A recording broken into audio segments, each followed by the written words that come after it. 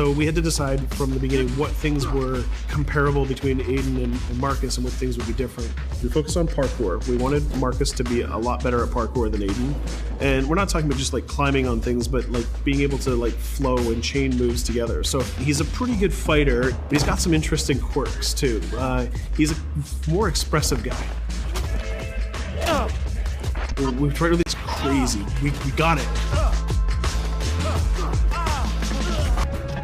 The new idea for hacking in Watch Dogs 2 is to let the player create his own solutions. We're adding a lot more depth to hacking. So you have a lot more control, a lot more flexibility in how you hack the world. So one big category of hacking in Watch Dogs 2 is the entire branch of pushing remote controls to its limit. One of the big things on Watch Dogs is hacking vehicles. I think this is a real game changer because vehicles are everywhere in the world, and if you can hack into the drive system of a car, you can pretty much drive it wherever you want. So making sure if you see a forklift in the world, it shouldn't be a forklift. You can just like move the box up, down. You should, just like a camera, press a button and become that thing. One of the core things that we're doing is we're opening up the game with Watch Dogs 2. You can hack every character. You can hack every car in the game. And you can hack most of the electronics within the city. So that's a lot of... So if you want to play the game completely non-lethal and not actually kill anybody, you can totally do that. We're playing with a lot more crafted items and a lot more of little devices that you can use. One of the things that people kind of like that we've done, they really like what we've done, is we've created toys for Marcus. He has an RC jumper. It's got little wheels, and it's even got this little robotic arm that he can sort of deploy, and he can interact with things. He can unplug things and replug them and take out screws. It's a neat little toy.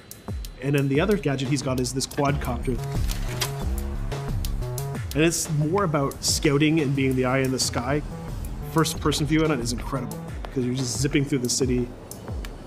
It feels like you're flying. Well, you are flying. In multiple ways. For example, I could hack one person and distract them, have their phone ringing so they look at their phone to create a distraction. Later on in the game, you'll also be able to do things we call mass hacking, which is, well, why only hack one if you can hack them all? There's one thing that I really believe about Watch Dogs players is that there is no Watch Dogs player. There are many types of Watch Dogs players. You should be deciding how you want to play the game. So that means you can play a mission full gun blazing, that's the way you like to play, full stealth, or through hacking only, project yourself in computers, take control of electronics, influence people, and try to get to your goal that way. We try to really support all players' types across all different styles of play, and also allow players to combine and mash these styles and play together too. If you've been playing a certain way for a while, we want the game to kind of challenge you to try different things, but also not force you into playing the game a certain way. We work to improve the driving, make it more accessible while keeping all the different styles of vehicles and adding a lot of physics and feel to all the vehicles. So we keep the depth, but have more accessibility.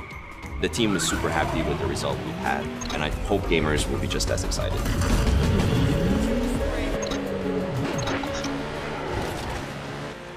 We are very excited by the potential of what we call seamless online. We start doing that in Watch Dogs 1, so we're expanding on that. We cross path with friends in the city. So you playing in single player and you're crossing path with another player who's also playing in single player. Both of you are members of DedSec, so you're friends, and you can just walk up to each other, you'll say hello, hit the button, and form a co-op team. And what we're going to be showing in the next couple of months is an example of how those things work together to create magical gameplay moments.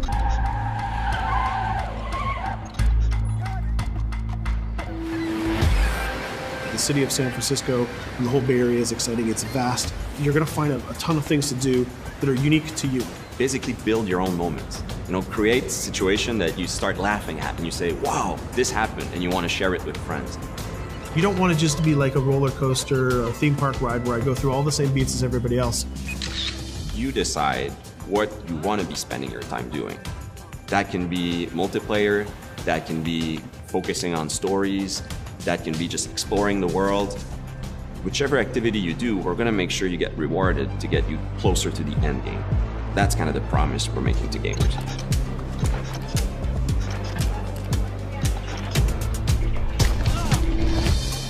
You always know it when something starts to click, it starts to work. Everything changed. You stop seeing individual components, animations, or texture maps or vehicles. You just start to see the experience as a whole. It changes on the floor. People get excited about it. This is it. It exists. We are always making the game with the player in mind. They have always been the driving force. When you come with a sequel that really earns its due, you know, that really does a lot of new things, that has a lot of surprises, it's a great feeling. In the end, there's nothing more